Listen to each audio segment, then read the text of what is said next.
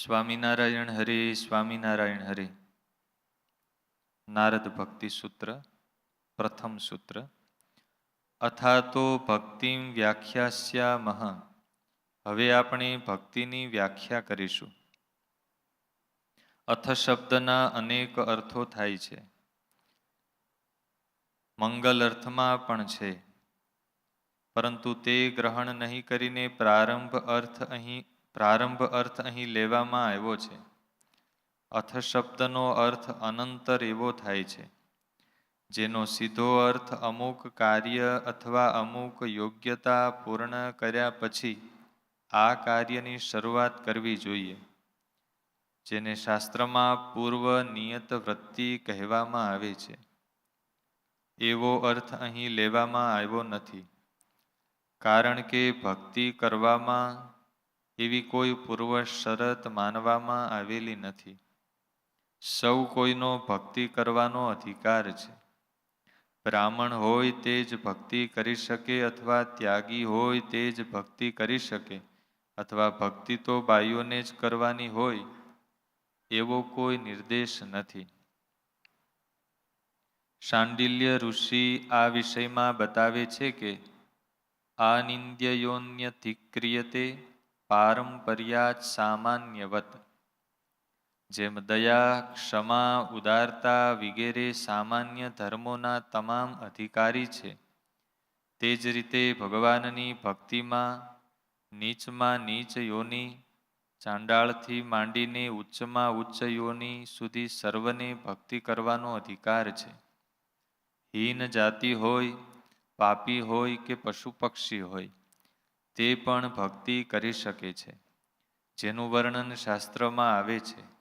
સૂત પુરાણી વર્ણશંકર જાતિના હતા, શબરી ભીલ જાતિના હતા, ગજેન્દ્ર પશુ યોનિના હતા, કાક ભૂષંડી, ગરુડજી, જટાયુ વગેરે પક્ષી યોનિ હતા. હનુમાનજી વાનર યોનિ છે, જાંબુવાન રીછ યોનિ હતા, નારદજી દેવ યોનિ છે, તુંબરુ કિન્નર યોનિ છે, શેષજી સર્પ જાતિના છે. માટે ભક્તિ કરવામાં જાતિપાતિ કાંઈ જોવામાં આવતું નથી. સહજાનંદ સ્વામી મહારાજની. નારદ ભક્તિ સૂત્રની શરૂઆત થાય છે. નારદજીએ પ્રથમ સૂત્ર લખ્યું કે અથાતો ભક્તિમ વ્યાખ્યાસ્યામઃ. હવે આપણે ભક્તિની વ્યાખ્યા કરીશું. કોઈ પણ વસ્તુ આપણે જોઈતી હોય તો એની ડેફિનેશન એટલે ઓળખાણ તો હોવી જોઈએ. કાલે શાસ્ત્રીજી મહારાજના પ્રવચનમાં હતું કે ગુવાર લઈ આવો શાક માર્કેટમાંથી. વ્યાખ્યા વિના ઓળખાણ નથી થતી, એટલે ભક્તિની ઓળખાણ પહેલા હોવી જોઈએ. ભક્તિ કોને કહેવી? ઓળખાણની એટલા માટે જરૂર હોય છે કે જે વસ્તુનું મહાત્મ્ય વધી જાય એનું ડુપ્લિકેશન બહુ વધી જતું હોય. એટલે ડુપ્લિકેટ ભક્તિ આપણા હાથમાં ન આવી જાય. આપણે માટે અને આપણે છેતરાઈએ નહીં એટલા માટે ભક્તિની વ્યાખ્યા કરવાની જરૂર પડે છે. નારદજીએ કીધું કે હવે અમે પહેલાં તો ભક્તિ કોને કહેવાય એની ફ્રેમવર્ક અમે બતાવીશું. એટલું હોય તો એને ભક્તિ કહેવાય. આ સૂત્રની ભાષા છે એટલે એમાં ઘણું બધું કહી દીધું હોય. એક એક શબ્દમાં ઘણું કહી દીધું. અથ શબ્દનો અર્થ કર્યો. અથા તો ભક્તિમ વ્યાખ્યાસ્યામઃ. નારદજીએ લખ્યું અથ એટલે મોટે ભાગે પછી થાય. હવે અમારો છોકરો હાઈસ્કૂલનું ભણતર પૂરું કરી લીધું, હવે પછી કોલેજમાં જાય, એટલે અથ શબ્દનો હવે પછી એવો અર્થ મોટે ભાગે થતો હોય. અહીંયા એવો અર્થ નથી લીધો. એમ નારદજીનું કહેવાનું છે કે અહીંયા હવે પછી તો એનો અર્થ એવો થયો કે 12 વર્ષ ભણીને પછી કોલેજમાં જાય, એટલે 12 વર્ષ છે એ પહેલા ભણવું પડે ને પછી કોલેજમાં જવાનું. ભક્તિમાં એવું નથી કે એટલું કરી લીધા પછી ભક્તિ કરી શકો. જ્યાંથી જાગ્યા ત્યાંથી હવાર. કોઈને વૃદ્ધપણામાં ભક્તિ આવે ને કોઈને નાનપણમાં આવે ને કોઈને પૂર્વ જન્મની હોતે આવી ગઈ હોય.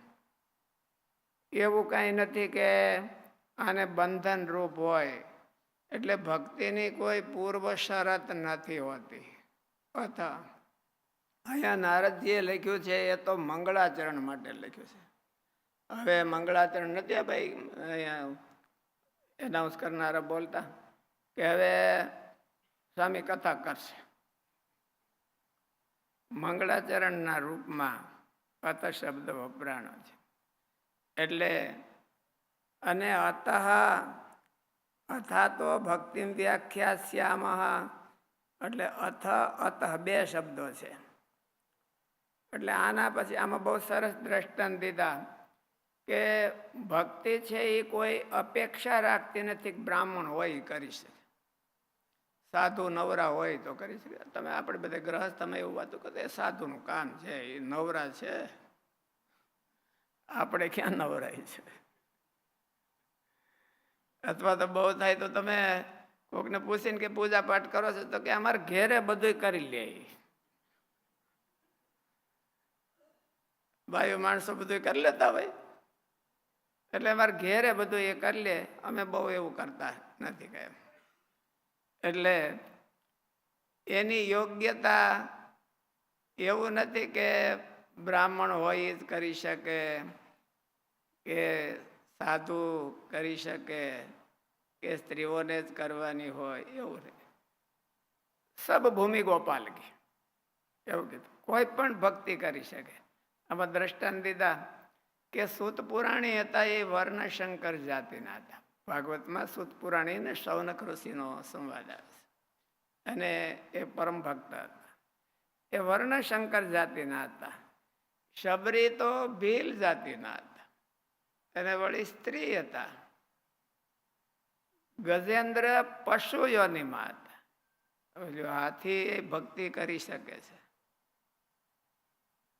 અને કાક ભૂષંડી ગરુડ જટાયુ એ પક્ષી જાતિમાં હતા. અને હનુમાનજી વાનર જાતિના હતા. જાંબુવાન રીછ જાતિના હતા. નારદ મુનિ દેવતાની જાતિ હતી. તુંબરુ કિન્નર જાતિના હતા. દેવતા નહીં માણસે નહીં, એને કિન્નર કે. કિમ નરા કિંચિત ઊન નરા, માણસ જેવા હાવ નહીં, એને કિન્નર જાતિ કહેવાય. એટલે તોય પણ એ ભક્તિ કરતા હતા. એટલે શેષજી સર્પ જાતિના હતા. શેષજી ભગવાનના ભક્ત કહેવાય છે. 1000 મોઢે ભગવાનનું ભજન કરે છે. એટલે તો એ સર્પ જાતિના હતા. એટલે એવું કાંઈ નથી કે કોણ ભક્તિ કરી શકે. જેને હૃદયમાં ઉદય થાય કે મારે ભક્તિ કરવી છે તો એ કરી શકે. અને જેને ન થાય એ ગમે એટલા પવિત્ર હોય ને મોટા હોય એ પડ્યા રહે. અને જેને મનમાં એમ થાય, ભગવાન ગીતામાં એવું કીધું ને કે ચાતુર્વર્ણ્યમ મયા સૃષ્ટમ ગુણ કર્મ વિભાગશ. ભગવાન કે 4 વર્ણની મેં વ્યવસ્થા કરી છે એ એના પૂર્વ કર્મને આધારે કરી છે. કે આના પૂર્વ કર્મ આવા છે, સારા છે તો એને બ્રાહ્મણ જાતિમાં જન્મ આપો. આના પૂર્વ કર્મ મોડા હોય તો થોડાક ઓલા આપો, એમ આપ્યા. પણ 4 આશ્રમની જે વ્યવસ્થા છે એ ભગવાને ગોઠવી રાખી છે. પણ ભગવાન આશ્રમની વ્યવસ્થા જીવના પોતાની ઉપર મૂકી છે. એના સારા કર્મ હોય તો જ એ સાધુ થાય એવું ભાઈ નહીં. અને મોળા કર્મ હોય તો વગેરે વગેરે, એમ તો ન કહેવાય ગ્રહસ્થ થયું. જ્યારે આશ્રમ છે એ માણસ છે એ સિલેક્ટ કરે છે. અને એ કેને આધારે કરે છે? તો કે પૂર્વ કર્મને આધારે નહીં, મુમુક્ષુતાને આધારે કરે છે. જીવના જેટલી કેટલી મુમુક્ષુતા છે એને આધારે આશ્રમ સિલેક્ટ કરે છે. અને પૂર્વ કર્મને આધારે ભગવાન છે એને જાતિ સિલેક્ટ કરાવે છે. કોઈના પ્રારબ્ધની અંદર કે કોઈના પૂર્વ કર્મની અંદર એવું ક્યાંય લખેલું હોતું નથી કે આ જન્મીને 1 કલાક દરરોજ પૂજા કરશે.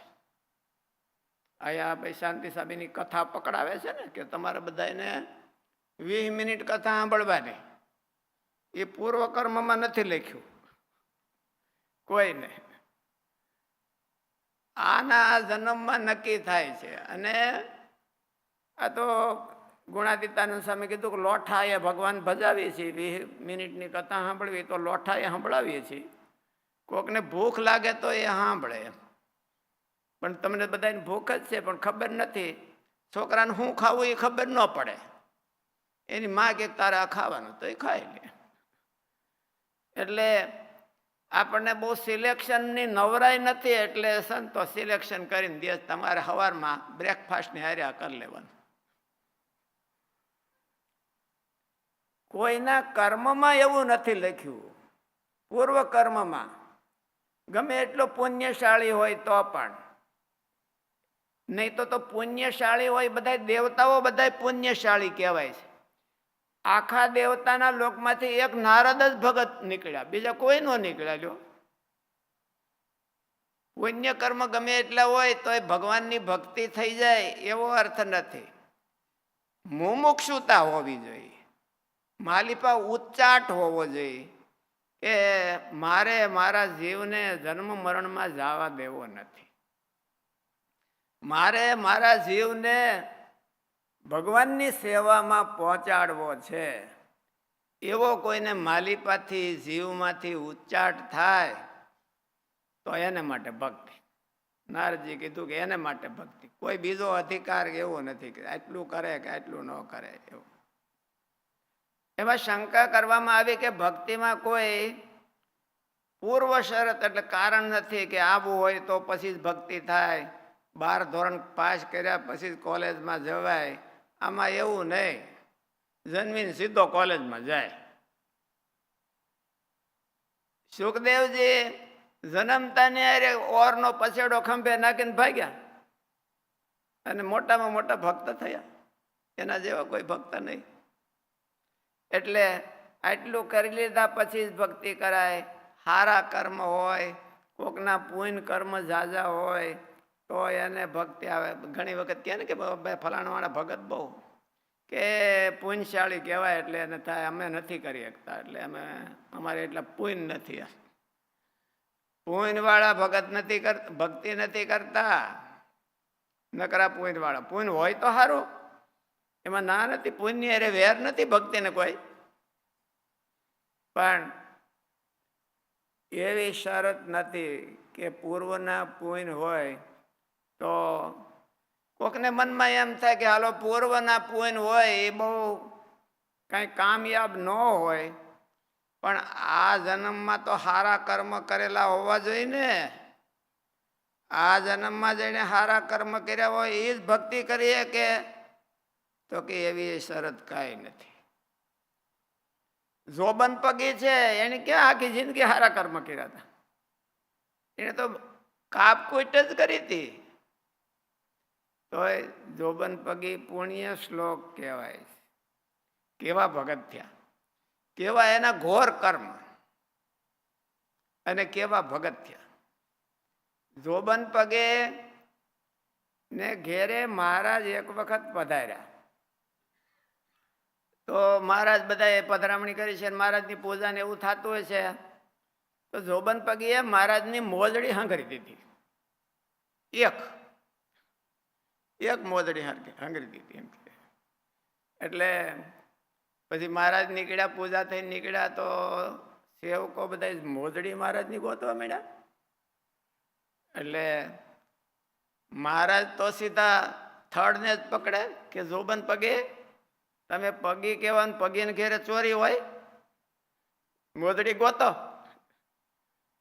એટલે મહારાજને જોબન પગી કે મહારાજ એ મોદડી તો મેં જ હંતાડી છે, પણ મારી એવી ઈચ્છા છે કે તમે અમારા ફળિયામાં ઉઘાડે પગે હાલો, ખુલ્લે પગે હાલો. એટલે મહારાજ કે શું કરવું છે, અમને ખુલ્લે પગે શું કરવાનું હલાવવા છે? પણ નહીં નહીં મહારાજ તમે ખુલ્લે પગે હાલો. એટલે મહારાજ ડેલી સુધી ખુલ્લે પગે આવેલા. જોબન પગીએ જ્યાં જ્યાં મહારાજના પગલા પડ્યા હતા ત્યાંથી ધૂળ થોડીક લઈ લીધી, થોડી થોડી ધૂળ બધી લઈ લીધી અને એ ભેળી કરી અને રાખી મૂકી. દરરોજ જમવા બેસે ત્યારે ચપટી ધૂળ છે એમાં પ્રસાદી તરીકે લે. મહારાજ તો ધામમાં વયા ગયા અને એમના દીકરી હતા એ પગીની સેવા કરતા હતા. એટલે ધૂળ તો કેટલા વર્ષ ભોગે પછી ગમે એટલી લીધી હોય તો થોડી થોડી ખૂટી ગઈ. એટલે દીકરીએ કીધું કે બાપા આજે પ્રસાદીની ધૂળ છે એ છેલ્લી છે, હવે એ થઈ રહી છે, ધૂળ ખૂટી ગઈ છે. એટલે જોબન પગે એવું કીધું કે દીકરી ધૂળ ખૂટી નથી, જોબનનું પ્રારબ્ધ ખૂટી ગયું. જોબન હવે નહીં જીવે. અને જોબન પગી ધામમાં વયા ગયા. લ્યો એના આ જન્મના કર્મ જુઓ, એવું કાંઈ નથી. જ્યારે ભૂખ લાગે ભક્તિની ત્યારે ભક્તિ થાય, એવું કાંઈ નથી. ઘણા એવું કહેતા હોય છે ને કે અમે પરવારીને ભક્તિ કરશું એમ. કોઈ પરવાર્યો છે? કોઈ પરવાર્યો નથી. એટલે ભગવાનની ભક્તિ કરવામાં પૂર્વ કારણ રૂપ એ પોતાના કર્મ, પૂર્વના કર્મ, ગમે એટલા પાપ કર્મ હોય. ભગવાને ગીતામાં એવું કીધું કે અપિશેત શું દુરાચારો ભજતે મામ અનન્ય ભાગ સાધુ રેવ સમંતવ્યો સમ્યક વ્યવસિતો અહિંસા. ભગવાને બહુ સરસ શબ્દો લખે, સમ્યક વ્યવસિતો અહિંસા. એટલે એને નિર્ણય બહુ સારો કર્યો છે. વ્યવસ્થિતો એટલે નિર્ણય બહુ સારો કર્યો. શેનો? ભક્તિ કરવાનો નિર્ણય આપણે કરવો પડે. ભગવાન કરાવી દેતા નથી, પુણ્ય પણ કરાવી દેતા નથી. ભગવાનનો નિર્ણય એક આપણે કરવાનો હોય છે, કાં સાધુ કરાવી દે છે. સાધુ છે એ નિર્ણય કરાવે, ભગવાન નથી કરાવતા. ભગવાન તો અંતર્યામી બેઠા જ છે આપણા હૃદયમાં. એ તો એમ કે છે કે તમે કરજો ભક્તિ, શાસ્ત્ર દ્વારા કે છે. સાધુ કાન પકડે કે ભાઈ તમારે હવે થોડીક નિવૃત્તિ લઈને એટલું કરવાનું છે. 20 મિનિટ પકડાવી છે ને બધાને, કેટલા એ પકડી છે, ઊંચી આંગળી કરે છે. હજી આ વખતે સંતો પકડાવી દે વધારે. એ બધા 20 મિનિટનું સિલેક્શન કરે પછી એમ ક્યાંક ફળ તો આવવું જોઈએ ને. એટલે દરરોજ 1 કલાક પૂજા કરશે કે દરરોજ આટલી કલાક કથા સાંભળશે કે દર વર્ષે બ્રહ્મસત્રમાં ભાગ લેશે એવું કોઈના પ્રારબ્ધમાં નથી લખેલું, પોતાના કર્મમાં નથી લખેલું. ભક્તિ કરવાનું પોતાના કર્મમાં નથી લખેલું. આ અમે બધા સાધુ થઈ ગયા તો એના ભાગમાં સાધુ થવાનું લખેલું નથી હોતું. આપણે કીધું નથી 4 આશ્રમ છે, એ 4 આશ્રમ એ પૂર્વ કર્મના આધારે નથી, એ મુમુક્ષુતાના આધારે. કયો આશ્રમ સિલેક્ટ કરવો એ આપણને કર્મ ઢળી જતા નથી, ભગરીઓ ઢળી જાય છે. પુરાણ સમય ભગરિયાની વાત કરતા ને, એક ભાભા રિહાણા ઘરમાંથી, છોકરાના ઘરવાળાએ ક્યાંક નહીં હરખું કરી દીધું હોય એટલે ભાભા રિહાણા રિહાઈને ટરડાઈને ભાગ્યા અને ચોરે જઈને બેઠા થોડાક. પણ હવે ચોરે કેટલી ઘડી કાઢવું, હાંજ પડી, કોઈ બોલાવા આવ્યું નહીં. એટલે આપણે છોકરાઓ સમજે કે ભલે ગયા, નથી બોલાવા જવા, એને જાય તો કાંઈ વાંધો નહીં. એટલે બાબા વાટ જોઈ રહ્યા, ચોરે બેઠા હતા, કોઈ બોલાવા આવ્યું નહીં. પછી ધણ આવ્યું, ગામડામાં ધણ આવે ને, ગાયું ભેંસું એ બધી આવે. તો એમાં એની ભેંસ અને એક નાનો પાટરું છે, એને ભગરિયો કહેતા. એટલે બાપાએ ભગરિયાનું પૂંછડું પકડી લીધું.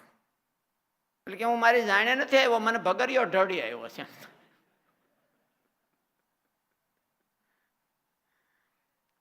એટલે કોઈ નિવૃત્તિ લેતું નથી, ભગરિયો સમજાઈને ઢળી જાય છે. કોઈના ભાગમાં એવું નથી હોતું કાંઈ કે આ સાધુ થઈ જાય કે આ ગ્રહસ્થ થઈ જાય. એવું એ આપણું સિલેક્શન છે.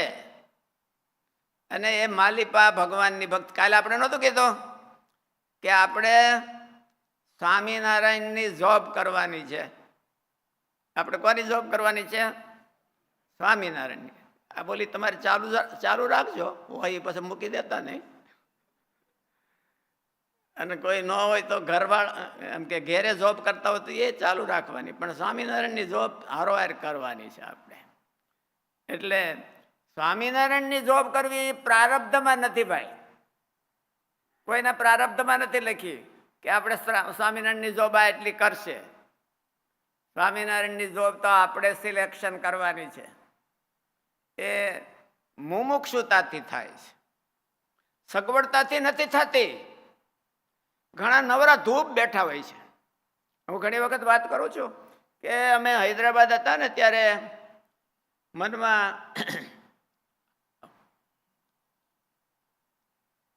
ત્યાં અમારે માણસોની બહુ તાણ અને જાણીતા માણસો મળે નહીં. એટલે સુરત મેં સંતોને વાત કરી. મેં કીધું સુરતમાં વૃદ્ધો એટલે બાબાઓ, નિવૃત્ત બાબાઓ ઘણા હોય, પાર વિનાના ભાઈ. એટલે કીધું એક બે બાબા સિલેક્ટ કરીને મોકલો ને. અહીંયા ટિકિટ આપણે દેશું, અહીંયા આવશે તો હૈદરાબાદ ફેરવશું અને ખાવા પીવાનું ધ્યાન રાખશું, અને પાછી જાતાની ટિકિટ હોતી આપણે દેશું, મોકલો ને. ત્યારે બરોબર પછી આ તપાસ કરે સંતો કે ભાઈ બાપા થોડાક દી જવું સેવા કરવા. એટલે ત્યાં દાદાઓ શું કરતા, સુરતમાં ત્યારે ઓલી ગટરની વ્યવસ્થા થતી હતી, મોટા મોટા ભૂંગળા, એટલે એમાં બેહીને ગંજી પતે રમે. ઘેરે તો છોકરાના ઘરવાળા હોય કે ક્યાંક જાઓ તમે ધક્કો મારીને, કારણ કે એને કામ કરવું હોય ને, હાકડ્યું હોય, નાના ઘર હોય, એટલે ક્યાંક તમે જાઓ અહીંથી આ થોડુંક એમ કે. એટલે બાપા બધા એને ભૂંગળામાં ભરાય, પણ ન્યા ન આવે કે ન્યા અમે ન આવી જાય. એટલે નિવૃત્તિ હોય એટલે માણસો ભક્તિ કરે એવું હોતું નથી કાંઈ. નિવૃત્તિ તો ઘણા માણસોને હોય છે, ભક્તિ કરવાની એ તો જીવમાં ચાળ જાગે ત્યારે થાય છે. માલિપાથી ચાહ ના જાગે ત્યારે એ માણસ ભક્તિ કરી શકે છે. એટલે આમાં નારદજીએ કીધું કે ભગવાનની ભક્તિ કરવામાં કોઈ પૂર્વ શરત છે નહીં. જેને ચાહ ના જાગે એ ભગવાનની ભક્તિ કરે છે. ભક્તિ છે એ પુણ્યનું ફળ નથી. કોઈને એમ કે ને કે બાપ આના મોટા ભાગ છે, પુણ્ય છે, એને પુણ્ય કર્યા છે પૂર્વજન્મમાં એટલે ભગવાનની ભક્તિ એટલી કરે છે. ભક્તિ એ પુણ્યનું ફળ નથી, અને પાપ છે એ ભગવાનમાં રોકતું નથી. ભગવાને આ રસ્તો એક છૂટો ખુલ્લો આપ્યો છે, નોખો રસ્તો આપ્યો છે. આપણે કીધું ને કે જોબન પગી છે, વાલીઓ લૂંટારો ને એ બધા એને પાપ કરવામાં કાંઈ ખામી નહોતી રાખી, એટલે એને રોકી શકે. ભગવાનને પાપ કર્યા હોય કે આ પેલા ખપાટ કરજ કર્યું હોય તો આપણે નથી કહેતા કે ભાઈ કરજ કર્યું હોય તો લાય મારું કરજ પેલા, એ રોકે. પણ પાપ પણ એને ભગવાનની ભક્તિ કરવામાં રોકી શકતું નથી. ભગવાન આખું પાપ અને કર્મ છે એ ક્યાં રોકે છે? તો સંસારના માર્ગમાં રોકે. સંસારમાં આપણે પાપ કરેલા હોય પૂર્વના તો દુઃખ આવે આવે ને આવી, આપણા વિના બીજો કોઈ ભોગવી શકે નહીં. એ સુખ ન રહેવા દે. આપણે પાપ કર્યા હોય અને કદાચ ને પૈસા કમાણા હોય તો એ સુખ ન રહેવા દે, કારણ કે આ પાપ છે એ આપણે કર્યા છે ને આપણે ભોગવવાના છે. પણ આપણે ઘોર પાપ કર્યા હોય અને કોઈ જીવ છે એને એમ થાય સત્સંગે કરીને કે હું ભગવાન ભજું, તો એલા પાપ આડા આવીને બહાર ઉભા રહીને જોવે. જો પાછો આવે ને તો વળગી, પાછો આવે તો વળગી. અમે આ બધા સાધુ થયા છીએ તો સાધુના ભાગમાં કઈ ન લખ્યું હોય કે આ સાધુ જ થાહે. ભાગમાં તો બીજું લખ્યું હોય બધું, એમ ધન સંપત્તિ લખ્યું હોય ને કુટુંબ લખ્યું હોય ને એ બધું ભાગમાં લખ્યું હોય. એટલે એ બધા ભાગમાં લખ્યું હોય વાટ જોતા રહે અને આ સાધુ થઈ જાય તો એ ભગવાનમાં લાગી જાય તો બેડો પાર થઈ જાય. પણ એ શેનાથી થાય? તો એ જીવમાં મુમુક્ષુતાથી થાય, પુણ્ય પાપે કરીને નહીં. પુણ્ય પાપ તો આપણા અનંત જન્મના પડ્યા છે, પુણ્ય પડ્યા છે ને પાપે પડ્યા છે. એટલે કોઈ પુણ્ય પાપને જોરે ભક્તિ કરતો નથી. ભક્તિ તો મુમુક્ષુતાથી કરે છે અને સત્સંગના જોરે કરે છે. જો એને સત્સંગ થઈ જાય અને કદાચ ને પાપી માણસો હોય, વાલીઓ લૂંટારો ને એ બધા એવા જ હતા, જોબન પગી ને બધા એવા જ હતા, પણ એને સત્સંગ થઈ ગયો અને એના જીવમાં જાગી ગયું કે મારો આ એક રસ્તો બહુ સારો છે. એટલે ઘણી વખત તો એવું બને કે પુણ્યવાળા રહી જાય અને પાપી, કારણ કે એને મનમાં એમ હોય કે આપણે તો આવા છીએ.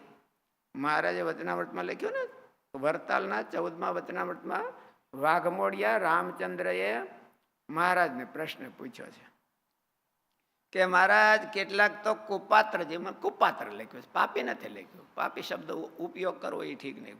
કેટલાક તો કુપાત્ર જેવા જીવ હોય છે એને પણ સમાધિ થઈ જાય છે. અને એનું કહેવાનું છે તો એમ હતું કે અમારા જેવા સુપાત્ર હોય એને નથી થતી.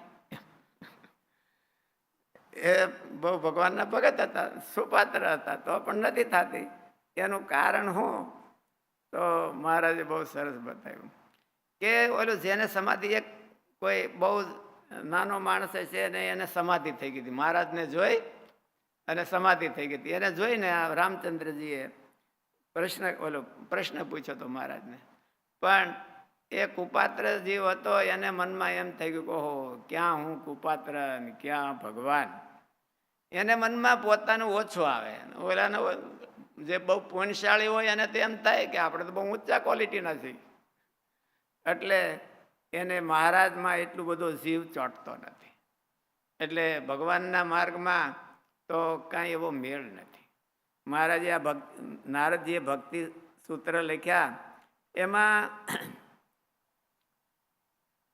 વળી કોઈએ શંકા કરી કે આલો પૂર્વના કર્મ છે એ કારણ રૂપ ન બને તો કાંઈ નહીં.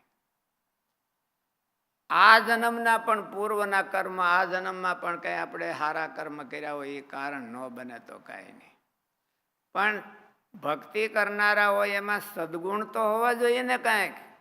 સદગુણ હોય તો ભક્તિ આવે ને. સદગુણ જ ન હોય તો ભક્તિ ક્યાંથી આવે? તો પ્રહલાદજી એની પણ ના પાડી. પ્રહલાદજી એવું કીધું, યસ્યાસ્તિ ભક્તિ ભગવતી અકિંચના સર્વે ગુણાસ્તત્ર સમાસતે સુરાહ. હે અસુર બાળકો, જેના હૃદયમાં તમારે વાટ જોવાની જરૂર નહીં, પહેલા સદગુણો આવે ને પછી ભક્તિ આવે, એવું વાટ જોવાની જરૂર નથી. ભક્તિ કરવા માંડો, સદગુણો ધોડ્યા આવશે. જો સાચી ભક્તિ કરે તો એના હૃદયમાં સદગુણો આવ્યા વિના રહે નહીં. મહારાજે વચનામૃતમાં બહુ સરસ એક પ્રશ્ન કર્યો છે કે એક તો ધર્મનિષ્ઠા છે ને બીજું સ્વરૂપ નિષ્ઠા છે. એમાં ધર્મનિષ્ઠા રાખે તો સ્વરૂપ નિષ્ઠા ન રે, મોળી પડી જાય. સ્વરૂપ નિષ્ઠા રાખે તો ધર્મનિષ્ઠા મોળી પડી જાય. માટે બે કેમ કરીને રે? મહારાજે બહુ સરસ કીધું કે ભગવાન છે એમાં બધા ગુણો રહ્યા છે. સત્યમ, શૌચમ, દયા, ક્ષાંતિ, એ ભગવાનની મૂર્તિને આધારે સર્વે ગુણો રહે છે. અને એ ભગવાનની મૂર્તિને જો હૃદયમાં ધારે તો બધા ગુણો ન હોય તો એનામાં આવે છે. માટે સ્વરૂપ નિષ્ઠા રાખે તો સદગુણ નિષ્ઠા ઓટોમેટિક આવી જાય છે. બધા તમામ સદગુણો એમાં આવવા જોઈએ. જો નથી આવતા તો સ્વરૂપ નિષ્ઠામાં કાંઈક ફેર છે. ભગવાનના ભગવાનનું સ્વરૂપ જ એવું છે કે એમાં બધા ગુણો છે એ નિવાસ કરીને રહ્યા છે. અને જો એ મૂર્તિનું જે એને લગ્ની લાગે તો એનામાં સારા સદગુણો આવવા જ જોઈએ. એટલે સદગુણોથી ભક્તિ થાય છે એવું નથી, ભક્તિથી સદગુણોનો જન્મ થાય છે. સદગુણો તો ઘણી વખત ઘણા વિમુખ માણસોમાં પણ મહારાજે એવું કીધું છે કે સદગુણો હોય છે. જરાસંત બ્રહ્મણ્ય અને કર્ણ દાની એવું શાસ્ત્રમાં લખ્યું છે. કર્ણના જેવો દાનેશ્વરી કોઈ બે નહીં આ જગતમાં, ઇતિહાસમાં કર્ણના જેવો દાનેશ્વરી કોઈ નતો. એનો એવું પ્રતિજ્ઞા હતી કે મારી પાસેથી કોઈક માથું માગે તો હું માથું આપી દઉં. અને ખાલી પ્રતિજ્ઞા જ કરી હતી એવું નહીં, ઇન્દ્રએ એક કવચ માગ્યું. કર્ણ જ્યારે જન્મો ત્યારે એના શરીરની સાથે ફિઝિકલ એક કવચ જોડાયેલું. અને ઇન્દ્રએ માગ્યું, બ્રાહ્મણનું રૂપ ધારણ કરીને માગ્યું કે તારું કવચ આપ. તો ચામડી ઉતડીને કવરજીને આપી દીધું. એવો દાનેશ્વરી હતો. પણ ભક્તિ નહોતી. એટલે સદગુણો હોય, સારા સદગુણો હોય. કર્ણની નેકી ટેકી હતી અને એટલો બધો બાણાબળી હતો, શૂરવીર હતો. પણ એવા બધા સદગુણો હોય એટલે એના હૃદયમાં ભક્તિ આવી જાય એવું નથી કહેતા. એટલે સદગુણો હોય તો પહેલા સદગુણો શીખવા ને પછી ભક્તિ આવે એવી વાટ જોવાની જરૂર નથી. ભગવાનની સાચી ભક્તિ જો હૃદયમાં આવે તો સદગુણો ઓટોમેટિક આવવાના છે. અર્જુનમાં પણ ભગવાનની ભક્તિ હતી તો એનામાં સદગુણો ન હોય તો આવી જાય. આ લૂંટારાઓ ને બધા હતા. આપણે વાત કરી જોબન પગે તો પેલા કેટલા ક્રૂર હતા અને મહારાજનો ભક્તિ એના હૃદયમાં આવી તો કેવા સદગુણ આવ્યા, કેવી નેકી ટેકી આવી. એટલે વાટ ભગવાનની ભક્તિ કરવામાં સદગુણોની વાટ જોઈ લે કે ભાઈ હાલો આપણે આ ગુણો શીખીને અને ગુણોને આધારે ભગવાનની ભક્તિ આવે એવી પૂર્વ શરત કોઈ નથી. ભગવાનની ભક્તિ આવે તો બધાય ગુણ આવે. ભગવાનનું સ્વરૂપ જ એવું છે કે એને કોઈ હૃદયમાં ધારે તો એનામાં સત્ય શૌચાદિક ગુણો છે એ બધાય ઓટોમેટિક આવે છે. કોઈએ એવી શંકા કરી કે સદગુણો ભગવાનની ભક્તિને લાવી શકતા નથી, પણ ભગવાનની ભક્તિ છે એ સદગુણોને લાવી શકે છે. એટલે એ વાત તો બરાબર. પણ શાસ્ત્રનું અધ્યયન તો શાસ્ત્રનું જ્ઞાન તો હોવું જોઈએ ને. એને શાસ્ત્રના આધારે ભગવાનની ભક્તિ આવે છે. શાસ્ત્રમાં ભગવાનનો મહિમા લખ્યો છે, શાસ્ત્રમાં ભક્તિનો મહિમા લખ્યો છે અને એ મહિમા આપણે જાણીએ, સાંભળીએ. શાસ્ત્રમાં એટલે પોતે જ ભણે એવું કઈ જરૂર નથી, સાંભળે તો એનામાં ભક્તિ આવે. તો એની પણ ના પાડી. સુખદેવજી કહે છે કે તેના ધીતા શ્રુતિગણા નોપાસીત મહત્તમા અવ્રતા તપ્ત તપસો મત્સંગાત મામ ઉપાગતા.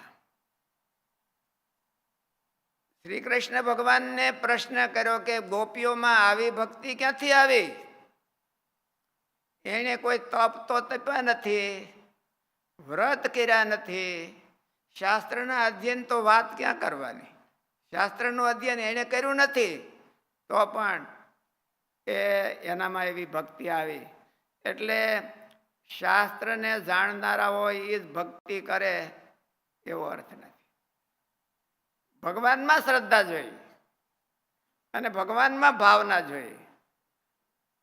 ભણતર કેટલું છે એવો અર્થ એને જરૂર નથી. એમ આમાં ભગવાને લખ્યું કે વ્યાદ, કુબજા, ગોપીઓ એમણે કોઈ શાસ્ત્ર અધ્યયન નહોતું કર્યું, ગુરુની પણ ઉપાસના નહોતી કરી, તપ વ્રત પણ નહોતા કર્યા, તોય ભગવાન કે મને પ્રાપ્ત થઈ ગયા.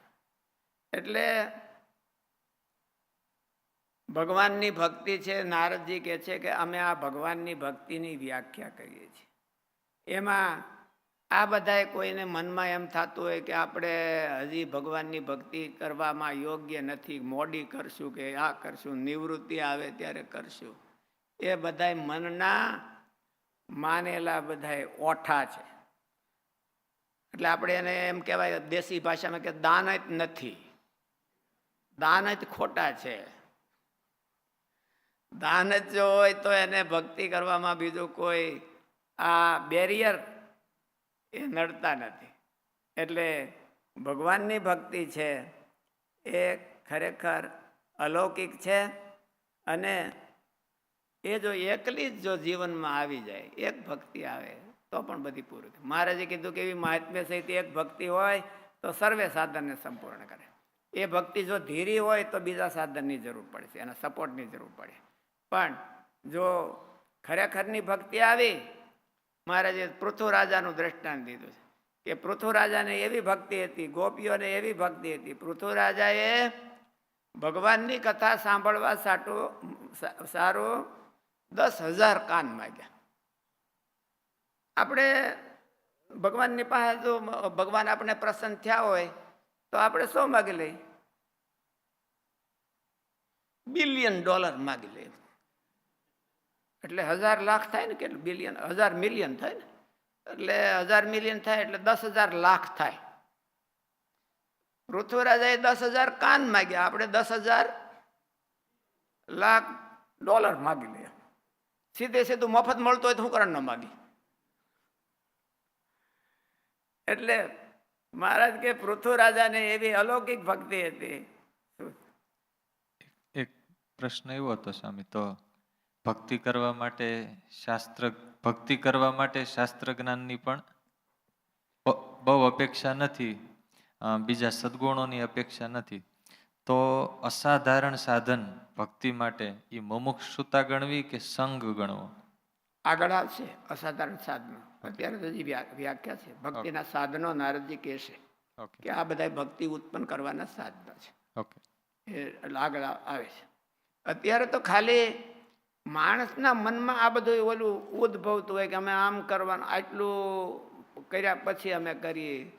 મોટામાં મોટું એમ છે ને કે અમે નવરા થાય, નિવૃત્તિ થાય થોડાક આમાં બધા ઘર સંસારમાંથી, ત્યારે ભક્તિ કરીએ ને એવું બધું.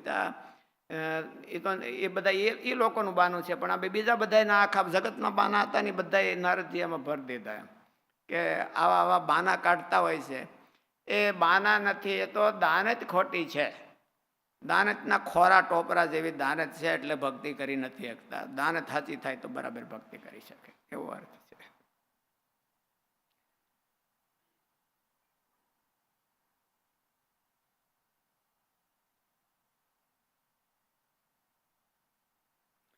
પછી નારદજીએ બીજા સૂત્રમાં એની વ્યાખ્યા કરી છે કે હવે અમે વ્યાખ્યા કરશું.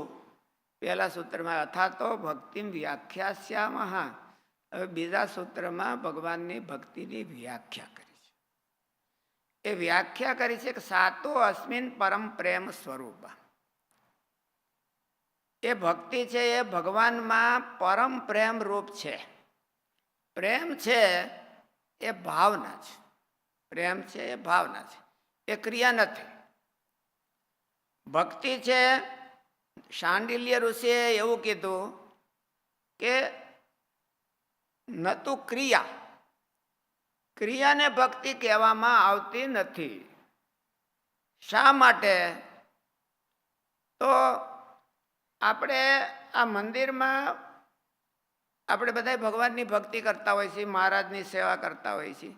પણ ક્યારેક માણસોની ખેંચને લઈને આપણે પગારદાર રાખવા પડે છે.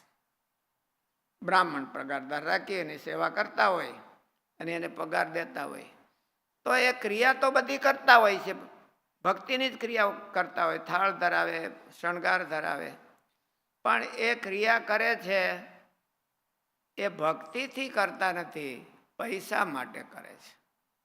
એને ભક્તિ કોની છે? તો કે ઘરવાળાની ભક્તિની. એને ભગવાનની ભક્તિ નથી. એટલે ક્યારેક ક્યારેક નારદજીએ પહેલા વ્યાખ્યા એટલા માટે કરી કે ભૂલા પડતા નહીં. ભક્તિમાં બહુ માણસો ભૂલા પડી જાય છે. ભક્તિમાં ભક્તિને ઓળખવા માટે, એટલે ભક્તિને ઓળખવા માટે એના કરતાં ભગતને ઓળખવા માટે બહુ ભૂલા પડી જાય છે. ભગતને શાસ્ત્રીજી મહારાજ બહુ આ બાબતમાં કહેતા કે આપણે સાધુ કોને માનીએ, તો કે ભગવા ધાર્યા હોય એને. અને એમાં જે પાક્કા ભગત હોય એ કોને માને, કે એ લુગડાની થિકનેસ માને. એમ કે થિકનેસ કેટલી છે. હવે લુગડું જો ઝીણું હોય ને તો એને માટી જાજી ચડાવીએ તો થિકનેસ આવી જાય. એટલે થિકનેસને ભક્તિ માનતા હોય છે કે જેટલી થિકનેસ એટલા વધારે એ હોય છે. એટલે ભ્રમણામાં ન પડવું એમ. નારદજી એ ભક્તિની ભ્રમણામાં ન. ભક્તિ છે એ પ્રેમ રૂપા છે. સાતુ અસ્મિન પરમ પ્રેમ રૂપા. એ પ્રેમને ભક્તિ કહેવામાં આવે છે, ક્રિયાને ભક્તિ નથી કહેવામાં આવતી. ન તો જ્ઞાનમ, જ્ઞાનને ભક્તિ કહેવામાં આવતી નથી. આ ભ્રમણા જરાક આપણને હોતે મગજ ડોળાઈ જાય એવું છે. મારે કે હું જાણીએ એને ક્યાંક ધારી રાખ્યું છે એ હોતે વ્યૂ જાય તો વળી પાછું. એને દ્રષ્ટાંત દીધું. સાંડિલ્ય ઋષિ એ બે સૂત્ર ભક્તિ સૂત્રો છે. એટલે એને દ્રષ્ટાંત દીધું કે કંસને ખબર હતી કે આ કનૈયો છે એ ભગવાન છે. દેવકીનો 8મો ગર્ભ છે એટલે ભગવાન છે. આનો 8મો ગર્ભ તારો કાળ થાય અને એનો કાળ તો ભગવાન જ હતા એવું એને ખબર હતી. એટલે 8મો ગર્ભ છે એ કૃષ્ણ છે અને કૃષ્ણ છે એનો કાળ છે. એટલા માટે એને ખબર હતી. અને એને એવું દેખાણું કે સર્વમ વિષ્ણુમયમ જગત. બધું એને જ્યાં જઈને એનો કાળ દેખાતો હતો, ભગવાન વિષ્ણુ જ દેખાતા હતા. એટલે બધે વિષ્ણુ પૈકી. એટલે એ જાણતો તો હતો કે આ ભગવાન છે અને મારો વેરી છે. એટલે ભગવાનનું જ્ઞાન હતું તો પણ કંસ ભગત કહેવાનો નહીં. કંસ ભગત ન કહેવાનો. એટલે ક્યારેક ક્યારેક તો અસુરોમાં હોતે જ્ઞાન હોય છે કે આ વિષ્ણુ છે. શુક્રાચાર્યજીએ જ્યારે વામન ભગવાન આવ્યા બળીરાજા પાસે, એટલે એ બેમાં ભગત કોણ હતો? બળીરાજા. અને અભગત કોણ હતું? શુક્રાચાર્ય. એટલે ક્યારેક ક્યારેક ગુરુઓ અભગત હોય અને ભગત શિષ્યો ભગત હોય એવું બની શકે. એવી પૂર્વ શરત નથી કે ગુરુઓ બધા ભગત જ હોવા જોઈએ. એટલે અમારી પાસે તમે અપેક્ષા રાખો કે બધા સ્વામી તો આ મોટા ભગત હોવા જ જોઈએ. અમારામાં હોય એટલી હોય, બાકી અમે ક્યાંથી નવું લાવી દઈએ તમને. એટલે શુક્રાચાર્યજી ઓળખી ગયા અને બલિ મહારાજા ઓળખી ન શક્યા. શુક્રાચાર્યજીએ કહી દીધું કે આ કોણ છે? તો એને ઓળખે છે કે ના મહારાજ બ્રાહ્મણ છે, બહુ પાત્ર લાગે છે. બ્રાહ્મણ નથી, એ કપટી વિષ્ણુ છે. તો બેમાંથી જ્ઞાન કોને હતું? ભક્તિ કોને હતી? ભક્તિ બળીરાજા. જો જ્ઞાન હોય તો ભક્તિ હોવી જ જોઈએ. જ્ઞાન હોય તો શાસ્ત્રીજી મહારાજ તો એવું કહેતા જ્ઞાન એટલે વકીલ કહેવાય. વકીલો આર્ગ્યુમેન્ટ કરીને કેસ હારી જાય તો એ નાહુડા પડે. આહુડા કોને પડે? એનો અસીલ હોય ને એને પડે કે મારું હારી ગયા આપણે. એટલો ખર્ચો કર્યો અને આ ગધેડાને દીધું. જેને $1-2 લાખ દીધા હોય તો પછી ગધેડો જ કે બીજું શું કે. અને પછી કે તમે આવીને સમાધાન કરો આ કેસનું. હવે પેલા ભાઈ તું આ નીણ ખાઈ ગયો એ ક્યાં નાખી એટલી બધી. એટલે ભણેલા છે એ તો વકીલ કહેવાય ભાઈ. કે આમાં આ શાસ્ત્રમાં આમ કીધું છે, આ શાસ્ત્રમાં આમ કીધું છે, ભક્તિ કરો તો આમ થાય, તમે કરી રાખો અને અમને અમારી ફી આપી દો. એટલે ન તો જ્ઞાનમ, જ્ઞાનને ભક્તિ કહેવાતી નથી, ક્રિયાને ભક્તિ કહેવાતી નથી. કેવળ ક્રિયાને. ક્રિયામાં જો ભાવના ભળે તો પ્રશ્ન એક થાય. એક બીજો પ્રશ્ન થયો છે તો ભક્તિને ને ક્રિયાને કઈ સંબંધ છે કે નહીં? તો કે સંબંધ છે. ક્રિયા વિના ભક્તિની અભિવ્યક્તિ થઈ શકતી નથી. એટલે ભક્તિ કોઈ એમ કે મારા હૃદયમાં ભક્તિ છે. આપણે ઘણી વખત વાત કરી છે કે જૂના જમાનામાં ગામડામાં સંતો જતા ને તો દાદાને પૂછે, દાદા પૂજા પાઠ કાંઈ કરો છો? કે ના, અમે કાંઈ એવું જાણતા નથી, અમે એમાં માનતા નથી, હૃદય સાચો જોઈએ. અરે પણ તમારો હૃદય સાચો છે ખોટો છે એની સાબિતી શું? તો કે સાબિતી એ છે ક્રિયા કાંઈક હોવી જોઈએ. દાદા હોય એ માર્કેટમાં ગયા હોય અને પોતરો બહુ વાલો હોય તો એને કઈ યાદ આવે માર્કેટમાંથી? યાદ આવે, જરૂર યાદ આવે. એને પોતરો યાદ આવે અને એની હાટું ક્યાંક લઈ આવે. એ રેવાય નહીં, ના પાડે તોય. ભક્તિ છે એ ક્રિયા જન્માવે છે, ક્રિયા છે એ ભક્તિ જન્માવી શકતી નથી. આટલો ડિફરન્સ. ક્રિયા વિનાની કોઈ ભક્તિ હોઈ શકે નહીં. જો આપણા હૃદયમાં ભક્તિ પડી હોય તો આપણે મહારાજને માટે કાંઈક કરતા જ હોય. જો આપણે હૃદયમાં ભક્તિ હોય તો આપણે જરૂર કરતા હોય ક્યાંક. પણ એનો અર્થ એવો નથી કે ક્રિયા ઉપરથી ભગત માની લેવો. કોઈક માળા ફેરવતો હોય તો એ ભગત જ હોય એવો અર્થ નથી. માળા ફેરવતો એટલે ભગત જ હોય એવું ન માલુમ. માળા ફેરવવાની ક્રિયા છે એ બરાબર છે. પણ મહારાજે તો કીધું કે હનુમાનજી સીતાજીની શોધ કરવા માટે ગયા તો ત્યાં રસ્તામાં કોણ બેઠો તો? કાળનેમી. એ રાવણનો ભાઈ કે હગો કાંઈ હશે એવું વિશે. તો એ સાધુ થઈને બેઠો હતો અને રામ રામ રામ રામ હરે રામ રામ રામ એમ કરતો હતો અને હાથમાં માળા લીધો હતો. અને ડુપ્લિકેશન ભક્તિ હોય તો માળા કેવી રાખવી પડે ને? જબરી જોઈ ટીહ જેવી, તો જ હરખી ભક્તિ દેખાય. એટલે હું તમે આપણે કોઈક જઈએ તો એમ થાય કે આ માળા છે એવડી જ ભક્તિ કરતા હશે, આ માળા જેવી ભક્તિ કરતા હશે. એટલે માળામાં ભક્તિ નથી રહેતી, હૃદયમાં રહે છે. માળા એનું સાધન છે, એને અભિવ્યક્તિ કરવાનું સાધન છે. પણ ઘણી વખત એવું ન બને કે માળા છે એ ભક્તિ ઉત્પન્ન કરી દે. ઉત્પન્ન તો ભક્તિ છે એ કરે છે અને એ પછી માળા ફેરવા આવે છે. એને એમ થાય કે હું માળા ફેરવું. જેના હૃદયમાં ભક્તિ હોય તો એને એમ થાય કે હું માળા ફેરવું. જેના હૃદયમાં ભગવાનની ભક્તિ હોય એને એમ થાય કે હું કંઈક કરું. અહીંયા એમ થાય, અહીંયા આવે તો હાલો હું અહીંયા વેક્યુમ મારું. કારણ કે ભક્તિ હોય તો ક્રિયા વિના રહેવાય નહીં એનાથી. અને ન જ્ઞાનમ, તો ભક્તિમાં જ્ઞાન તો જરૂર હોય છે.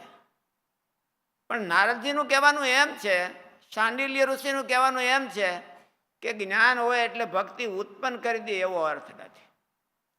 ભક્તિ હોય તો એને જ્ઞાન મેળવીને રહે. જેના હૃદયમાં ભગવાનની ભક્તિ જામે, શાસ્ત્રીજી મહારાજનો પ્રસંગ છે. પુરાણી ગોપીનાથ સ્વામી ધામમાં ગયા અને નાનદાસ સ્વામી બહુ ઉદાસ થઈ ગયા કે એમ કે આવું હવે આ થાંભલો કોણ? સત્સંગનો થાંભલો હતા એ ભૈયા ગયા અને બહુ ઉદાસ થઈ ગયા. ત્યારે નાનદાસ સ્વામીની વાત સાંભળી અને શાસ્ત્રીજી મહારાજ એવો સંકલ્પ કર્યો કે મારે શાસ્ત્રો બધાય ભણવા. શું કરવાને? મૂળ પુરુષના સિદ્ધાંતો છે એને જાણવા માટે મારે ભણવા. સ્વામિનારાયણ ભગવાન છે એ શા સિદ્ધાંતો લઈને આવ્યા હતા ને એણે આવીને અહીંયા શું કર્યું એ મૂળ પુરુષના સિદ્ધાંતોને જાણી અને પછી એ સિદ્ધાંતોને સ્પ્રેડ કરવા માટે પહેલાં મારે જાણવું છે. એવો જે સંકલ્પ થાય છે એ શેને આધારે થાય છે? એ ભક્તિને આધારે થાય છે. એના હૃદયમાં જો ભગવાનની ભક્તિ પડી હોય તો એને મનમાં એમ થાય કે હું આને માટે કંઈક કરું, હું આને માટે આને જાણું, આ કોણ છે એને પહેલાં જાણું અને પછી ભક્તિ કરું. એટલે પહેલાં ભક્તિનું બીજ વવાણું હોય અને પછી એનું જ્ઞાન આવે છે. પણ પહેલાં ગમે એટલા થોથા ભણી જાય એને આધારે એને જ્ઞાન થઈ જાય, ભગવાનની ભક્તિ થઈ જાય એવું શાસ્ત્ર ના પાડે છે. જ્ઞાનનો નિષેધ નથી, ભગવાનની ભક્તિ આવે એટલે એનામાં જ્ઞાન આવે જ. અભણ હોય તો પણ ભગવાનનું જ્ઞાન આવે ને. આપણે જોગી સ્વામી બહુ ભણેલા નહોતા, આપણે જોગી સ્વામી ભણેલા નહોતા બહુ, પણ તોય એમને એમ પૂછો કે અમે બધાને ક્યાંક વચનામૃતનો રેફરન્સ જોતો હોય ને તો અમે પૂછી કે સ્વામી આ વચનામૃત આ વાત ક્યાં આવે છે? એટલે સ્વામી આમ માળા ફેરતા આંખી બંધ કરે અને પૂછે 40 ને 3 હોય એકડા ગણતા ન આવડતા હોય કે 40 ને 2 50 ને 2 એમ હોય એકડા પૂરા ન 43 42 એમ ન આવડે, પણ આવું આવડે. એટલે એને જ્ઞાન હોય કે સ્વામિનારાયણ કેવા છે, અને સ્વામિનારાયણનું જ્ઞાન એને હોય કારણ કે એનામાં ભક્તિ હોય એટલે જ્ઞાનને ઢળી લાવે. એટલે ભગવાનની ભક્તિ છે કોને કેવી? સાતો અસ્મિન પરમ પ્રેમ રૂપા. જેના હૃદયમાં એમના પ્રત્યે એ પ્રેમ જાગે. તો પ્રેમ શબ્દ છે એ બહુ થોડોક વ્યાકરણની દ્રષ્ટિએ છે. પ્રેમ શબ્દનો ધાતુ કયો છે ભાઈ? ચૈતન્ય સ્વામી પ્રિય તર્પણે એવો અર્થ થાય, એની ઉપરથી પ્રેમ શબ્દ. તર્પણ એટલે બીજાને રાજી કરવાની ધગશ, ધગધગાટ. આપણે અત્યારની ભાષામાં કહીએ તો બર્નિંગ ડિઝાયર. ભગવાનને રાજી કરવાની જેને બર્નિંગ ડિઝાયર જાગે એને પ્રેમ કહેવાય. જેને રાજી કરવાની બર્નિંગ ડિઝાયર જાગે, તમે છે તો મારો ઘરના માણસોને રાજી કરવાની તમારે ધગશ હોય કે કુરબાન આ જિંદગીમાં એક રાજી તો કરી જ દઉં, એક જણાને તો રાજી જ કરી જ દઉં એમ, તો એને કહેવાય પ્રેમ છે, એને પ્રેમ કહેવાય. પ્રિય તર્પણે ભગવાનને રાજી કરવાની જેને ધગધગાટ ઈચ્છા થાય, બર્નિંગ ડિઝાયર થાય, એને પ્રેમ કહેવાય. એ આપણા હૃદયમાં કેટલો ધગધગે છે એને આપણે જોવો જોઈએ કે હું ભગવાનને રાજી કરવા માટે કંઈક કરું. આપણે ઘણી વખત કહીએ છીએ કે આપણા જે નંદ સંતો હતા એ મરજીવાઓ હતા. ભગવાનને અર્થે એ મરજીવાઓ થઈને કૂદ્યા હતા કે ભાઈ આમ મરી કે જાય પણ એકવાર ભગવાનને રાજી કરી દે. શાસ્ત્રીજી મહારાજનું જીવન હતું એ મરજીવાઓનું જીવન હતું કે આ જિંદગીમાં રહ્યા કે ગયા તોય ભલે ગયા પણ એકવાર રાજી કરી દે. ભગવાનને આ મનુષ્ય દેહ મળ્યો છે તો એકવાર તો પૂરા રાજી કરી દઉં. તો એ મરજીવાનો માર્ગ છે. અને એમ તો કહેવામાં આવે છે ને ભક્તિ છે એ મરજીવાનો માર્ગ છે, કારણ કે એમાં હામા માણસને રાજી કરવાનું જ બર્નિંગ ડિઝાયર હોય છે.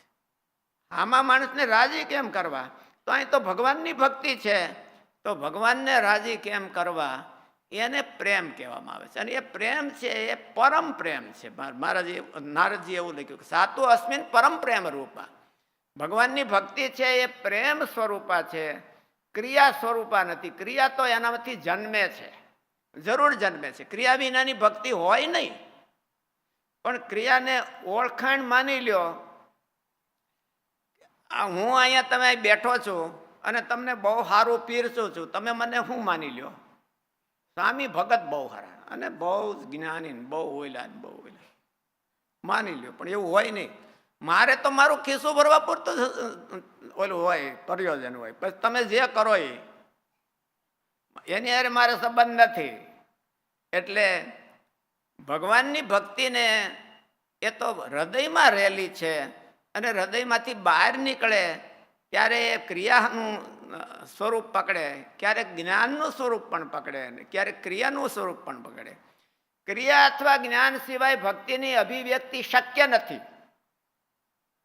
કોઈ એમ કહેતો હોય કે એના વિના પણ, અને એનાથી 100% ગેરંટી પણ નથી. કેટલો બધો કઠણ માર્ગ છે કે ક્રિયા છે એ ભક્તિની 100% ગેરંટી પણ આપી શકતી નથી, અને ક્રિયા વિના ભક્તિ છે એ બહાર આવી પણ શકતી નથી. તો એમાં બહુ જોવું પડે, ઘડીએ ઘડીએ. એટલા માટે નિષ્કુળાનંદ સ્વામીએ લખ્યો કે જેને મળબે માયનું કલ્યાણ રે એને જોવા ઘડી ઘડીએ સવારે જોઈ લીધા એટલે પછી સાંજે હોતે જોવા, ફેરફાર થઈ ગયો નથી ને કાંઈ. સવારમાં તો ઉકાળો પાણી પીને આવ્યા હોય તો કોટામાં હોય હરખે હરખા, પછી ઓલો લંઘાઈ નથી ગયો ને કોટો. એટલે એને જોવા ઘડી ઘડીએ માણસ. આપણે તો ઘણી વખત વાત કરીએ છીએ કે અમારા સંત પુરુષો છે, એમાં ખાસ કરીને હારા સંત પુરુષો, એનું મગજ ફરે ક્યારે તમને બહુ ખબર ન હોય. એ બહુ ગઢા થાય તહીં જ ફરે, તહીં એને વાહ ઉપડે કે હું ભગવાન થાવ. નાના હોય ત્યારે કોઈ ભાવ પૂછતો ન હોય ત્યારે કોણ એને કોણ પૂછે? અને એ કે હું ભગવાન, તો બે ઝાપટ મૂકીને ઉતારી મૂકે અહીંથી હોતી. પણ હવે જયારે હરખાઈ બધું હેઠે આવી ગયું ને 2-3 જણા વાહે મણાવે ફરવા, પછી એમ કે કાનમાં કઈ પેલા તમે જરાક મારું ઇન્ટ્રોડ્યુશન કરજો, મારું ઇન્ટ્રોડ્યુશન કરજો. એટલે બગડે છે, મગજ બગડે છે એનું, એ ગઢપણમાં જ બગડે છે. હારાનું હો, મોળાનું તો બગડેલું જ હોય છે, પણ હારા માણસોનું બગડે છે એ ગઢપણમાં બગડે છે. એટલે નિષ્કુળાનંદ સ્વામી એમ કીધું કે એને જોવા પેલા તો બહુ હારા હતા, પણ હવે એવાની વાત છે કે કેમ એને હોતે જોવું. કારણ કે ભક્તિ છે એ બેય બાજુથી જાગ્રત રહેવાનું કહે છે. ક્રિયાને આધારે એકદમ તમે માની પણ ન લ્યો, અને ક્રિયા ન હોય તો પણ તમે માની ન લ્યો. એની ખાતરી કરો, અને ખાતરી કરીને ભગવાનની ભક્તિ. એટલે ખાસ કરીને ભગવાનના ભક્તોને જોવા એ એટલા માટે જોવાના હોય છે કે એને કોઈ નિશ્ચિતતા નથી કે ક્રિયા હોય એટલે ભક્તિ હોય. ભક્તિ હોય ને ક્રિયા હોય, ભક્તિ હોય ને જ્ઞાન હોય. એટલા માટે ભાગવતમાં પણ એવું કીધું છે કે ભક્તિના 2 દીકરા છે, જ્ઞાન ને વૈરાગ, એ 2 એના દીકરા છે. માના થકી જન્મ દીકરાનો થાય છે, દીકરા થકી માં જન્મે નહીં. એટલે દીકરાઓ આપણે બીજી ઘણી નવી માં લાવ્યા હોય ને માં કરે તો એ માને ઓલું મનમાં થાય કાંઈ? એ થાય નહીં. દીકરાનો જન્મ માં થાય. એટલે નારદજીએ કીધું કે અથા તો ભક્તિમ વ્યાખ્યાસ્યામઃ, હવે આપણે ભક્તિની ચર્ચા કરીશું. ભક્તિ કોને કહેવી? તો સાતો અસ્મિન પરમ પ્રેમ રૂપા. ભક્તિ તડપન રૂપ છે, બર્નિંગ ડિઝાયર રૂપ છે. બર્નિંગ ડિઝાયર રાજી કરવાની વાત છે. રાજી કરવામાં જેને બર્નિંગ ડિઝાયર જાગે ભગવાનને, એને ભક્તિ કહેવામાં આવે છે. અને એ તો હૃદયમાં રહી છે. પછી એને જો ડિઝાયર કેટલી છે, એની જ્વાળાઓ બહાર કેટલીક નીકળી શકે છે, એને આધારે એને ભક્તિ કહેવામાં આવે છે. ભગવાનને પ્રાર્થના કરીએ કે આપણને કંઈક થોડી ઘણી ગરમાટો તો આવે સાંભળીને, કે એટલું ભગવાનને પ્રાર્થના કરી. જ્વાળાઓ ન નીકળે તો કાંઈ નહીં, પણ ગરમાટો થોડોક આવી જાય તો સારું. એવી મહારાજના ચરણોમાં પ્રાર્થના. સહજાનંદ સ્વામી મહારાજ.